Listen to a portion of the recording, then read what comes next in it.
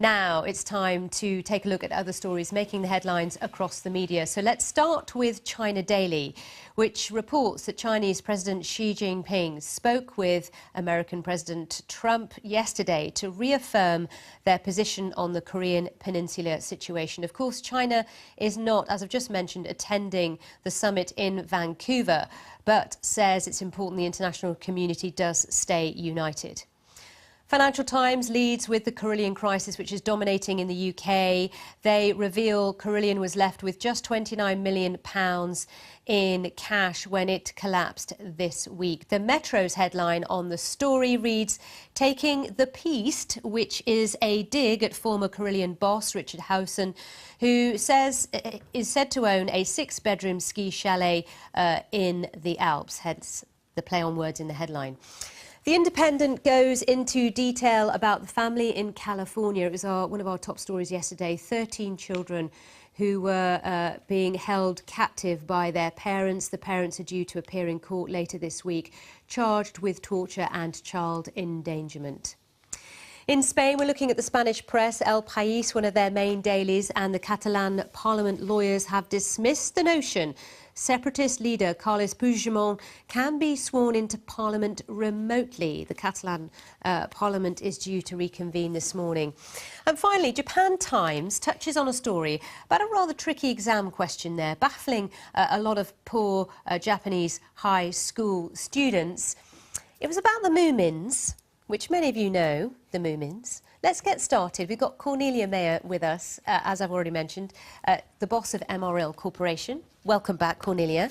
So you've been reading furiously since I last saw you. China Daily, really interesting that they do have on their front page the Korean Peninsula, not crisis, it's kind of maybe moved away from crisis. We're talking about diplomacy now, hopefully, given the fact that the North and South are in discussions about the Winter Olympics. But interesting to see what China is saying, even though they're not at the talks in Vancouver.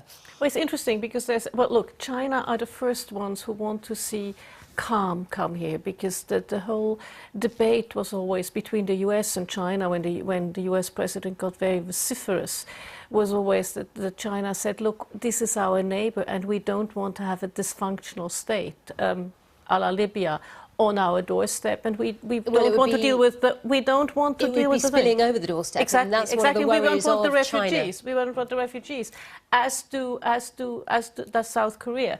So in that sense, what Xi Jinping says makes absolute sense. He endorses for the wider world to work together. It's also probably, if the US is bound into a broader arena and into more coalition partners on this, there's going to be less incentive for midnight tweets. So in that sense, very good. And as you mentioned, it's sort of, there's a little bit, you can feel a certain détente, and it's a very good serendipity that the Olympics are in South Korea.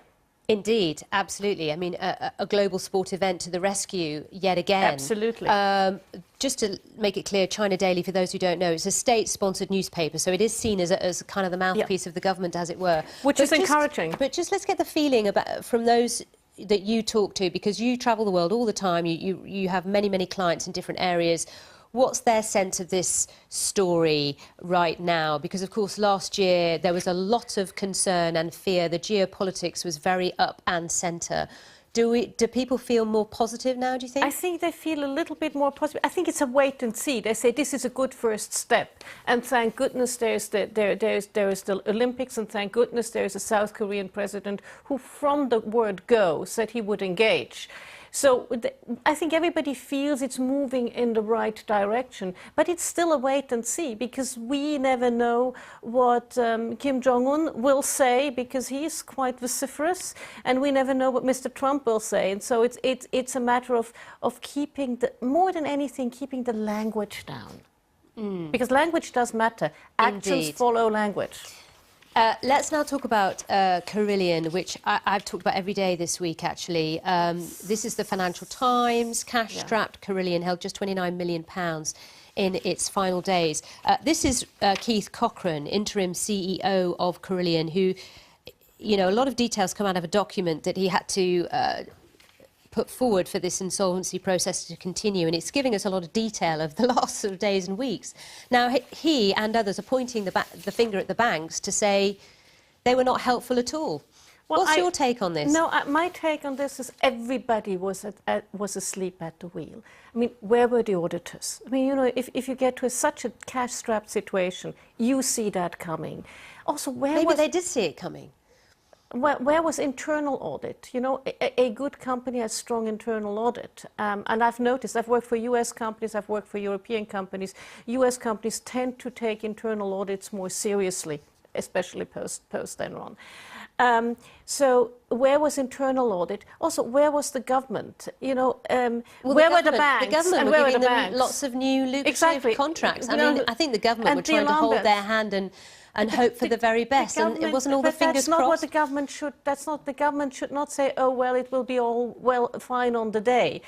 So where was if you give contracts, you really need to look into the financial solvency of a company. So that's that. Where was the government, and where were the banks? You know, the banks must have seen that their covenants were broken. So they should have acted earlier. So to me, this is a classic case of everybody was asleep at the wheel and thought the next guy was dealing with it. Should the banks, which some are implying, some of those who are, you know, in charge of Carillion at the time, should the banks have been more lenient? Should they have given them more time or a better deal in terms of managing debt, given the sort of cash flow crisis they clearly had? Well, the bank was clearly a consortium. They had to get together and act in unison, and if they couldn't, and they clearly weren't able to do that, so there you go. You do not want to be with 5 banks, the odd bank out, giving more credit when everybody else doesn't. Now, this story next, front page of The Independent, has got this photograph of this family, which is on many media outlets today, and it's a story that unfolded this time yesterday. Horrific. David and Louise Turpin, the parents of the 13 children. So many questions about how this could go on in this home without people knowing, without anyone raising a red flag. They were homeschooled, the children, and during that time, nobody sort of went to check. You know, those who are homeschooled in other countries, there are education officials who go and visit and check that the kids are getting a good education, they're on track, that kind of thing. That was precisely my take. You know, the neighbours, you don't want to be noisy, but you still are probably, are a little bit your brother's keeper. And then the homeschooling. If you have 13 children being homeschooled, surely you should, you know, every year, twice, somebody should come by. All right, more detail will come out in terms of what went on there. Now, I know you're really keen to talk about Catalonia. This is El País looking at whether Puigdemont can be sworn in remotely. Can we have, a leader of the parliament via Skype or not? Well, I mean, there have been lawyers drafting up new regulations that we can't. But it's not just Puigdemont, it's also some of the other Catalonian elected people who are sitting in jail or are in exile. So this is really difficult because also Spain says Article 155, which gives direct rule to Madrid over Catalonia, will not be revoked if Puigdemont becomes the president. So this is still a very volatile situation. I know some of those who are part of the separatist movement were hoping for a smoother, more diplomatic beginning to the new year, given how tricky things were. And if Puigdemont sort of ploughs ahead wanting to be in charge, that won't happen. You know, I wrote a piece when this whole thing started saying how two angry men talked themselves into a crisis, and they're still talking themselves into a crisis. Now, we're running out of time, so we haven't got much time to talk about Japan, this exam question that baffled many in Japan. It's about the Moomins. Why would they know about the Moomins in Japan? Well, you know, the question is not the Moomins and the language. The question here really is, the core really is, that it's very tough to get into a good university. You have very stringent exams. And this is not a school system where you are... In Japan, you mean? In Japan, it's not a school system where creativity reigns large. So these poor children were just totally taken aback. They were baffled. And that's not fair. I've been there. No, but that's not fair because they've prepared for so long. We've got to say goodbye. Thanks for watching.